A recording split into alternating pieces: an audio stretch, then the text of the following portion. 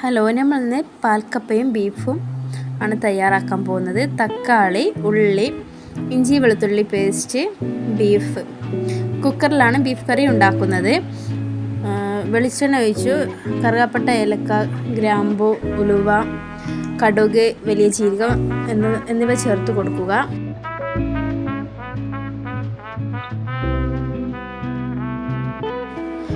വലിയുള്ളി ചേർത്ത് കൊടുക്കുക.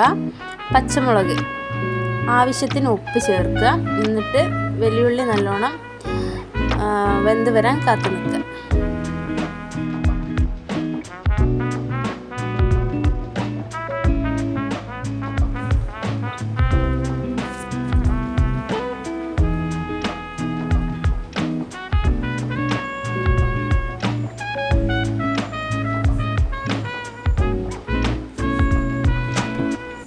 വലിയുള്ളി വെന്തതിന് ശേഷം തക്കാളി ഇതിലേക്ക് ഇട്ട് കൊടുക്കുക.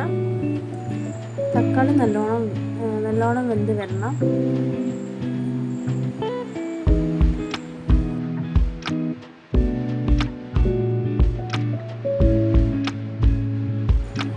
തക്കാളി നല്ലോണം വെന്ത് വന്നു. അതിലേക്ക് ഇഞ്ചി വെളുത്തുള്ളി പേസ്റ്റ് ഇട്ട് കൊടുക്കുക.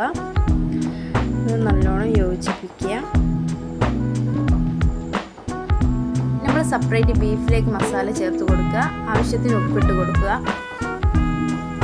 മല്ലിപ്പൊടി ആവശ്യത്തിന് ഇട്ട് കൊടുക്കുക. ബീഫിനനുസരിച്ച് ഇട്ട് കൊടുക്കുക. ഒരു 3 സ്പൂണാണ് ഇട്ട് കൊടുത്തത് ചെറിയ. ഈ മഞ്ഞൾപ്പൊടി ആവശ്യത്തിന്.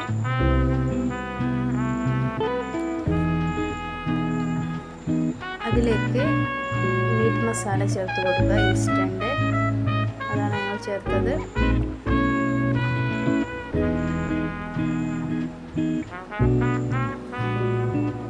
കുരുമുളക് പൊടി ചേർത്ത് കൊടുക്കുക. എല്ലാ ആവശ്യത്തിന് നമ്മൾ എത്രയാണോ വേണ്ടത് അങ്ങനെ ചേർത്ത് കൊടുക്കുക. ബീഫിൽ വെള്ളം ഉണ്ടാവും, അതുകൊണ്ട് നമ്മൾ അത് വെച്ച് ഒന്ന് മിക്സ് ചെയ്ത് നമ്മൾ രണ്ടും യോജിപ്പിക്കുക. കുക്കറിലേക്ക് മസാലേൻ്റെ പുറം ഇട്ട് കൊടുക്കുക. നല്ലോണം മിക്സ് ചെയ്ത് ഉപ്പ് പൊടികളൊക്കെ പാകമാണ് ഒന്ന് ടേസ്റ്റ് ചെയ്തതിന് ശേഷം നല്ലോണം മിക്സ് ചെയ്യാം.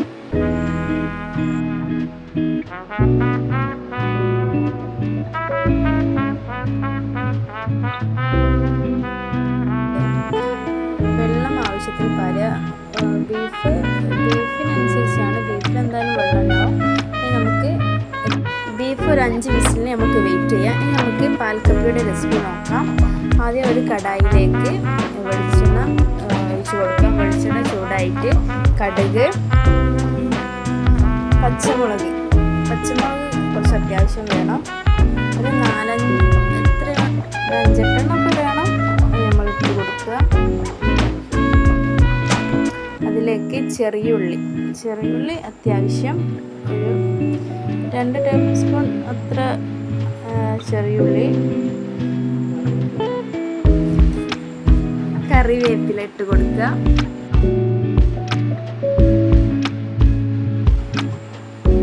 ഇതിലേക്ക് കറിവേപ്പില ഇട്ട് കൊടുക്കുക. നല്ലോണം മൂത്ത് വരണം.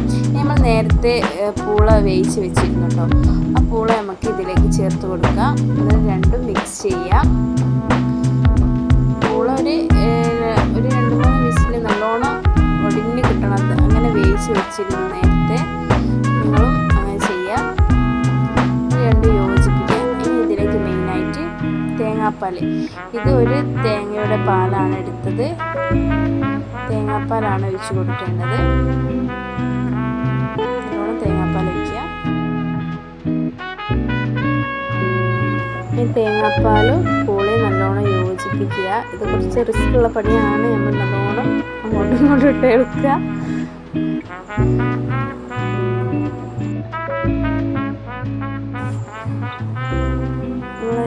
പാൽക്കപ്പ എല്ലാവർക്കും ഇഷ്ടപ്പെടും. കാരണം ഒരു പ്രത്യേക ടേസ്റ്റാണ്. പൂളയുടെ ടേസ്റ്റ് തന്നെ ഫുള്ള് മാറിപ്പോവും. ഓക്കെ, നമുക്ക് ഇത് നല്ലോണം മിക്സ് ചെയ്യാം. എന്നിട്ട് ഇതൊന്ന് കുറുകാൻ വേണ്ടി നമുക്ക് വെയിറ്റ് ചെയ്യാം. ഇത്രയേ ഉള്ളൂ പണി. നമ്മുടെ ഏറ്റവും ടേസ്റ്റായ പാൽക്കപ്പയും പൂളയും ഇവിടെ റെഡിയാണ്.